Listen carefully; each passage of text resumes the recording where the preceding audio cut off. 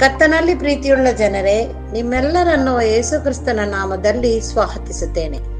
ಈ ದಿನದ ವಾಕ್ಯವು ಮತ್ತಾಯನ ಬರೆದ ಸುವಾರ್ತೆ 21ನೇ ಅಧ್ಯಾಯ 22ನೆಯ ವಚನ.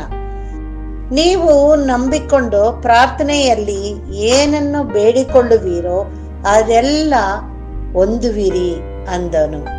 ಪ್ರಿಯರೇ, ಈ ದಿನದ ವಾಕ್ಯಕ್ಕಾಗಿ ಸ್ತೋತ್ರ ಮಾಡೋಣ.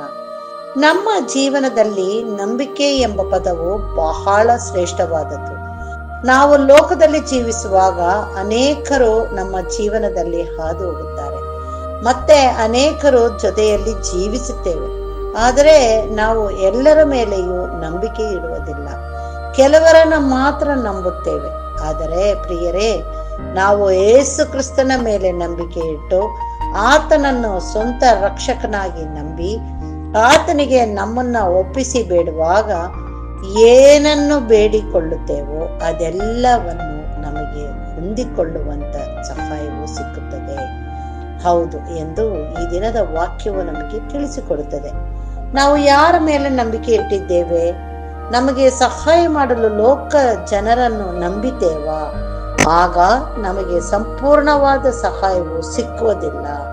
ನಾವು ಕರ್ತನಲ್ಲಿ ನಂಬಿಕೆ ಇಟ್ಟು ಪ್ರಾರ್ಥಿಸಿ ಆತನೊಂದಿಗೆ ಪ್ರತಿ ದಿನದಲ್ಲೂ ನಡೆಯುವ ಅನುಭವವನ್ನು ಹೊಂದಿ ನಂಬಿಕೆಯಿಂದ ಜೀವಿಸುವಾಗ ತಂದೆಯಾದ ದೇವರು ನಮ್ಮನ್ನ ಎಲ್ಲ ಕೇಡಿಗೂ ತಪ್ಪಿಸಿ ನಮ್ಮ ನಂಬಿಕೆಯನ್ನು ಬಲಪಡಿಸಿ ನಮಗೆ ಆರೋಗ್ಯವನ್ನು ಕ್ಷೇಮವನ್ನು ದಯಪಾಲಿಸಿ ನಮ್ಮನ್ನು ಆಶೀರ್ವದಿಸುತ್ತಾನೆ.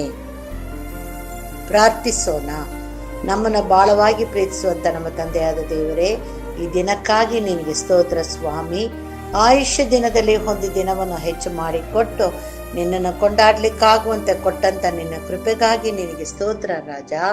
ಅಪ್ಪ, ಈ ದಿನದ ವಾಕ್ಯವನ್ನು ನಾವು ತಿಳಿದುಕೊಂಡವರಾಗಿ ಅನುಭವವನ್ನು ಹೊಂದುವವರಾಗಿ ಅದನ್ನು ನಮ್ಮ ಜೀವನದಲ್ಲಿ ಅಳವಡಿಸಿಕೊಂಡು ಬಾಳಲು ನೀನು ಕೃಪೆ ಕೊಡು ತಂದೆಯೇ. ಹೌದಪ್ಪ, ನಿನ್ನ ಮೇಲೆ ನಂಬಿಕೆ ಇಟ್ಟು ನಾವು ಏನನ್ನು ಪ್ರಾರ್ಥಿಸಿದ್ದೇವೋ ಅದೇನೆಲ್ಲ ನೀನು ನಮಗೆ ಹೊಂದಿಕೊಳ್ಳುವಂತ ಸಹಾಯವನ್ನು ಮಾಡುವುದಕ್ಕಾಗಿ ನಿನಗೆ ಸ್ತೋತ್ರ.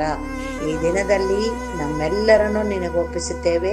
ಪ್ರತಿ ಒಬ್ಬೊಬ್ಬರನ್ನು ಕರ್ತನೇ, ಯಾರ್ಯಾರು ನಿನ್ನಲ್ಲಿ ಬೇಡುತ್ತಾ ಇದ್ದಾರೋ ಎಲ್ಲರ ಬೇಡುವಿಕೆಗಳನ್ನು ನೀನು ಕೇಳುತ್ತಾ ಅವರ ಪಾಪಗಳನ್ನು ತೊಳೆದು ಶುದ್ಧಿಗೊಳಿಸಿ ನೀನು ನಮ್ಮೆಲ್ಲರನ್ನು ಆಶೀರ್ವದಿಸಿ ನಡೆಸಬೇಕೆಂಬುದಾಗಿ ನಮ್ಮ ರಕ್ಷಕನು ಒಡೆಯನೂ ಆಗಿರುವಂತ ಯೇಸು ಕ್ರಿಸ್ತನ ಮುಖಾಂತರದಲ್ಲಿ ಬೇಡಿದ್ದನ್ನು ಹೊಂದಿದ್ದೇವೆ ತಂದೆಯೇ. ಆಮೇನ್.